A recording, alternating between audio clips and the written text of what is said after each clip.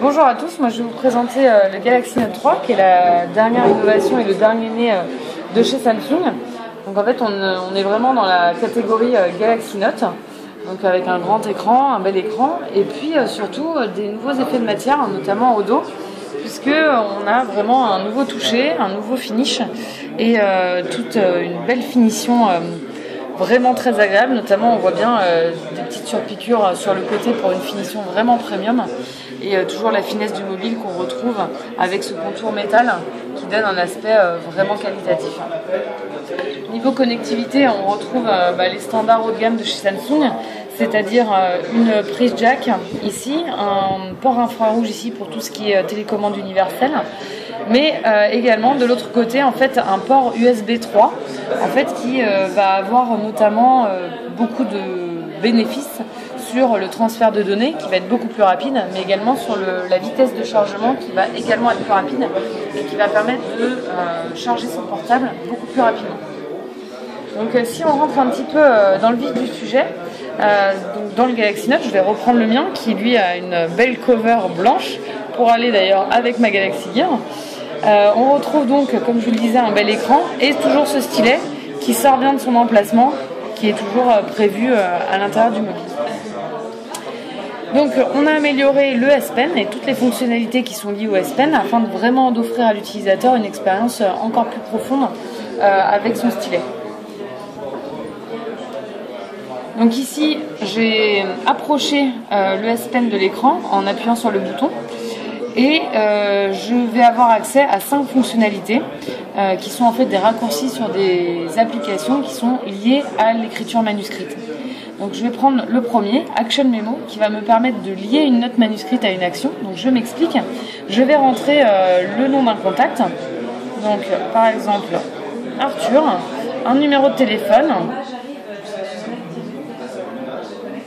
Voilà. Je vais lui demander d'identifier en fait l'écriture manuscrite que je viens d'apposer sur ma note. Et il va me proposer une série d'applications liées à ce que je viens d'écrire. Donc ça peut être lancer un appel, enregistrer son contact dans un répertoire, envoyer un SMS ou un email, lancer une recherche web ou encore de la géolocalisation. Donc moi je vais lui demander par exemple de me rentrer le contact dans le répertoire et donc là on voit que les champs sont pré-remplis. Donc Arthur apparaît bien dans le nom du contact et son numéro de téléphone dans l'encart prévu à cet effet. Je peux revenir à tout moment sur ma note et lui demander de faire une autre action, comme par exemple lancer un appel, et là il va me sélectionner uniquement le numéro de téléphone pour lancer l'appel. Je peux revenir sur ma note, l'enregistrer ou alors la supprimer et passer à autre chose. Autre fonctionnalité du R-Command, donc je l'active toujours de la même manière, ça va être la fonction Scrapbook qui va me permettre en fait de collecter et de répertorier tout un tas de contenus. Donc je suis en train de consulter une page web ou je suis sur mon téléphone et j'ai un élément qui m'intéresse, je l'entoure.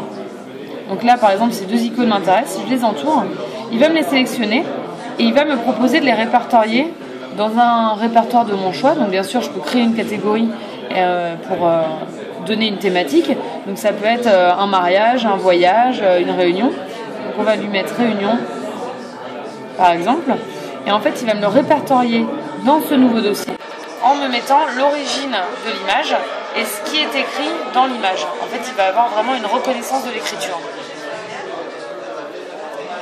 Donc ça permet, comme je vous disais, de préparer une réunion, de préparer un voyage, préparer un mariage, pourquoi pas. En tout cas ça peut préparer des événements. Ensuite, troisième fonctionnalité de R-Command, ça va être l'annotation. Donc on va aller dans quelque chose d'un peu plus intéressant que l'écran d'accueil. Donc par exemple une carte, Maps qui va se lancer. J'ai envie d'envoyer l'endroit où je me trouve à un ami. Donc je vais sélectionner l'application Capture et je vais pouvoir ensuite annoter via différents outils. Donc je vais prendre par exemple un feutre, je vais annoter en bleu. Je reviens sur mon image et je vais lui mettre je suis ici et je vais pouvoir ensuite partager l'image que je viens d'annoter avec, par différents moyens comme on peut le voir, avec la personne de mon choix. Donc je peux envoyer un texto par exemple et on retrouve bien l'image annotée qui se retrouve à l'intérieur du message juste ici. En fait, c'est assez pratique pour partager ce qu'on est en train de voir, de la noter et d'ensuite le partager avec ses amis. La quatrième fonctionnalité de AirCommand, c'est le S-Finder. Donc le S-Finder, c'est tout simplement un moteur de recherche intelligent qui va me permettre de faire de la recherche de mots-clés ou un symbole à l'intérieur de mon téléphone. Donc je vais noter ce qui m'intéresse. Donc par exemple, je vais noter Samsung. Je vais lancer la recherche. Et là, l'ensemble des éléments qui contiennent le mot Samsung vont s'afficher à l'écran. Et par catégorie en fonction du type de contenu. Donc là, je vais retrouver mes applications, mes albums, mes contacts, mon historique web si j'en ai fait, ma musique, etc., etc. Et en fait, à l'issue de cette recherche, il me propose d'approfondir ma recherche sur une recherche, sur Internet en fait. Je peux aussi en fait filtrer mes recherches. Donc là, je vais lui demander de faire uniquement les 7 derniers jours et de me retrouver uniquement les images qui contiennent le mot Samsung. En fait, lui va filtrer, va affiner la recherche avec les filtres que je viens de lui demander en fait. On revient sur notre AirCommand et on arrive en fait à la dernière fonctionnalité qui s'appelle Pen Window et qui me permet en fait d'ouvrir des fenêtres en format pop-up, des applications en format pop-up, pardon. Donc je vais dessiner sur l'écran le format de la fenêtre que je vais voir apparaître. Il va m'ouvrir le cadre en me proposant les différentes applications qui sont disponibles. Par exemple, je vais ouvrir la calculatrice et je vais pouvoir ensuite redimensionner la fenêtre ou la réduire pour pouvoir continuer à naviguer dans mon mobile, mais aussi réaccéder à cette application de manière assez simple.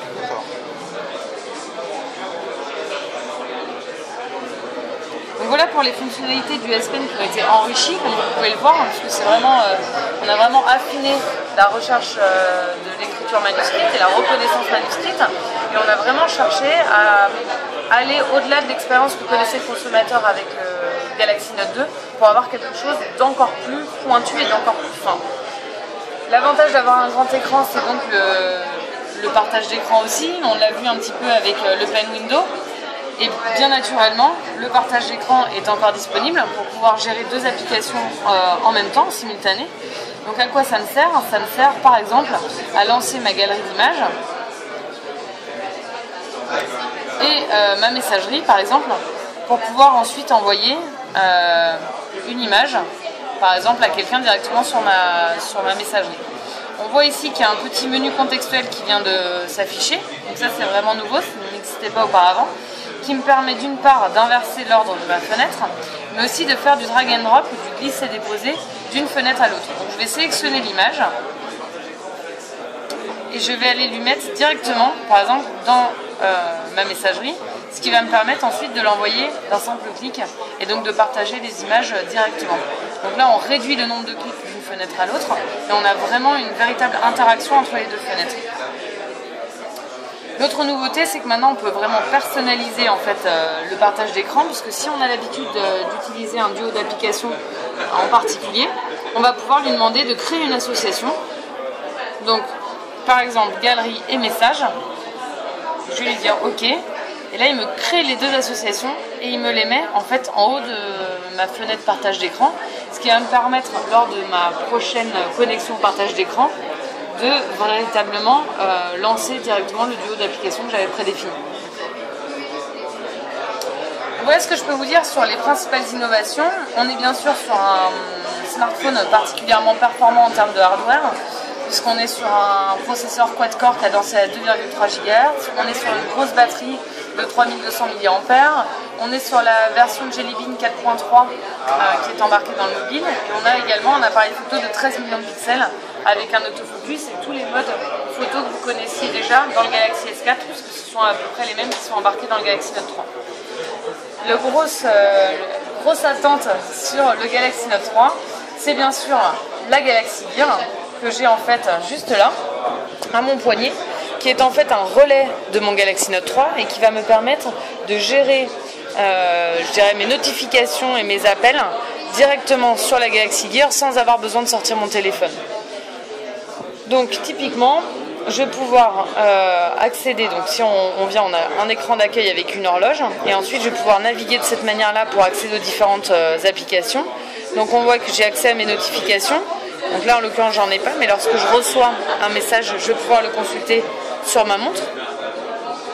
Mon S-Voice qui m'a donc ma commande vocale et qui va me permettre d'envoyer un message. Donc on va faire l'essai tout de suite. Envoie un message à Joris. Donc là il analyse ce que je lui dis.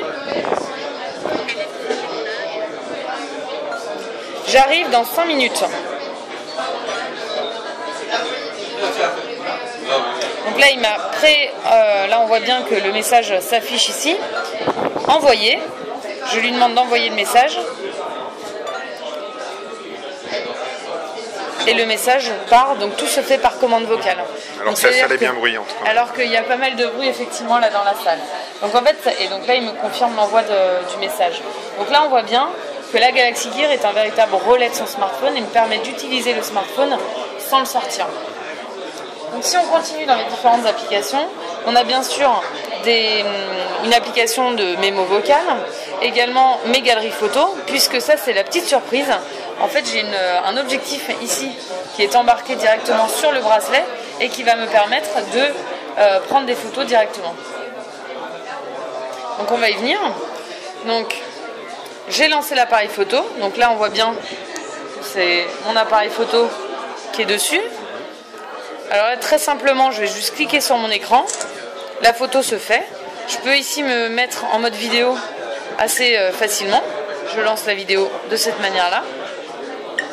Et ensuite l'ensemble des photos et des vidéos que je viens de prendre se retrouvent dans la galerie. Donc on retrouve bien ici la photo faite à l'instant et la vidéo que je viens de faire à l'instant. Donc le capteur ici c'est du 2 mégapixels, et ce qui me permet de faire vraiment de la photo sur le pouce et de la photo d'appoint directement depuis ma Galaxy Gear. Ensuite j'ai bien sûr un contrôleur multimédia qui va me permettre en fait de gérer ma musique qui est stockée dans mon Galaxy Note 3. Ici j'ai la fonction podomètre qui va me permettre en fait de compter le nombre de pas que j'ai fait aujourd'hui, le nombre de kilomètres également et le nombre de calories que j'ai dépensé. Ces éléments-là sont exportables sur le Galaxy Note 3 via l'application S-Health. Et enfin, j'ai accès à mes paramètres, ce qui va pouvoir en fait me permettre notamment de régler par exemple la luminosité de l'écran, de gérer mon temps de veille ou encore de gérer la couleur de l'arrière-plan de ma Galaxy Gear. Et bien sûr mes applications, puisqu'aujourd'hui on lance la Galaxy Gear avec des applications qui sont téléchargeables sur Samsung Apps. Au lancement, on a une promesse de 70 applications. Et donc si je fais un slide vers le haut, j'ai enfin la dernière application que je souhaitais vous montrer, qui est tout simplement le cadran qui va me permettre de passer un appel. Donc je vais taper mon numéro de téléphone, je lance l'appel, et en fait on voit bien ici que c'est bien le téléphone qui va gérer l'appel, puisque l'écran s'allume et donc on est bien sur un relais de son téléphone.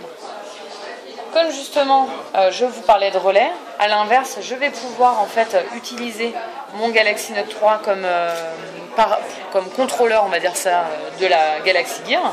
Donc j'ai une application qui s'appelle Gear Manager qui est directement reliée en fait à la montre et qui va me permettre de contrôler certaines applications. Donc par exemple l'horloge. Là, je vais changer mon cadran. Alors, je vais me remettre sur l'écran d'accueil. Donc là, on voit bien que quand je change, j'ai bien ici l'écran qui instantanément va changer d'un cadran à l'autre selon ce que je sélectionne dans mon Gear Manager. Je pense qu'on voit bien. On voit bien. Également, la possibilité de gérer les applications qu'on va faire apparaître sur la Galaxy Gear depuis le téléphone. Donc là, je coche ou je décoche les applications. Donc là, j'ai juste 2, mais bien sûr, si vous avez téléchargé d'autres, vous pourrez les cocher ou les décocher. Samsung Apps pour pouvoir télécharger les applications qui sont dédiées à la Galaxy Gear et qui sont notamment répertoriées par catégorie. Donc là, c'est assez simple d'aller dans l'interface et de télécharger ce qui nous intéresse. Et bien sûr, une application de recherche, parce que c'est toujours un petit peu compliqué si on perd l'un ou l'autre.